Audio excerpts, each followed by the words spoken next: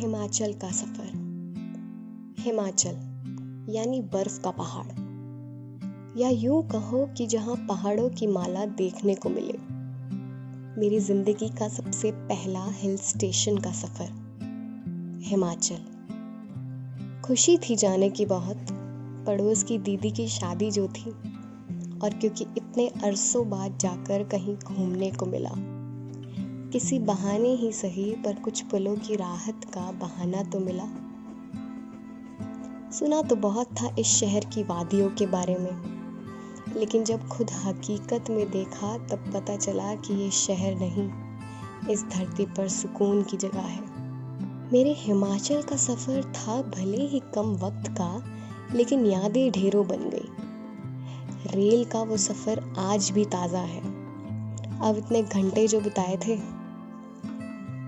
Rail की खिड़की की तरफ बैठकर बाहर के नज़ारे देखने का अलग ही मज़ा है। मंजिल तक पहुंचने की इतनी खुशी नहीं होती जितनी सफ़र गुजारने की होती है।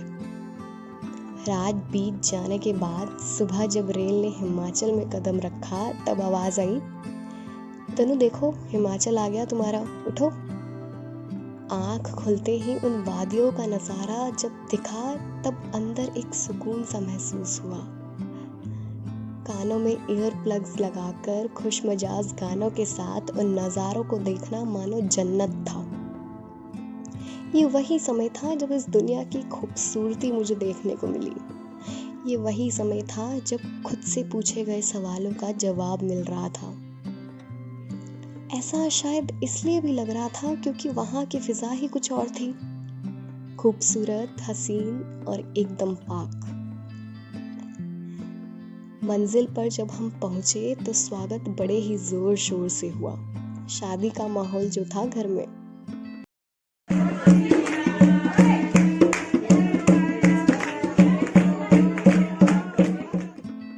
उनकी संस्कृति सभ्यता की खूबसूरती देखते ही बनती है। उनकी बोली, उनका संगीत, सब नया तो था हमारे लिए, लेकिन सब बहुत अच्छा था। ज्वाला माता के मंदिर का दर्शन, जिसके बारे में सिर्फ सुना था कि वहाँ ज्योत 12 मास खुद जलती है, वो हकीकत में देखने को मिला। मैक्लोडगंज जाने का ख्वाब जिसे दोस्तों के साथ बनाया था, खैर घर वालों के साथ ही सही, पर देख लिया। वहाँ के लोगों के बारे में तो क्या ही कहना।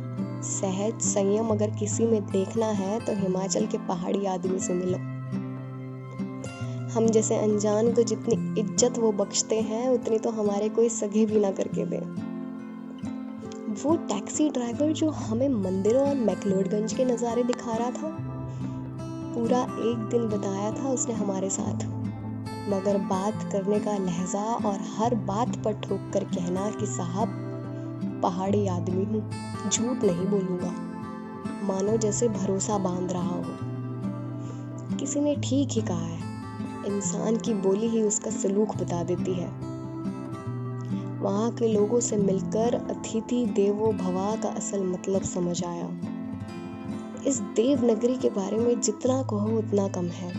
खास तौर पर वहाँ की फिजा, वहाँ का माहौल, सब दिल को सुकून पहुँचाने वाला है। मेरा ये सफ़र मानो मेरी भाग दौड़ भरी जिंदगी में कुछ ठहराव के पल जैसा है। उन पलों को आज भी याद करूँ तो दिमाग एकदम ताज़ा हो जाता है। या ऐसा मान लो कि बेफिक्र सी लग रही थी दुनिया उस सफ़र में।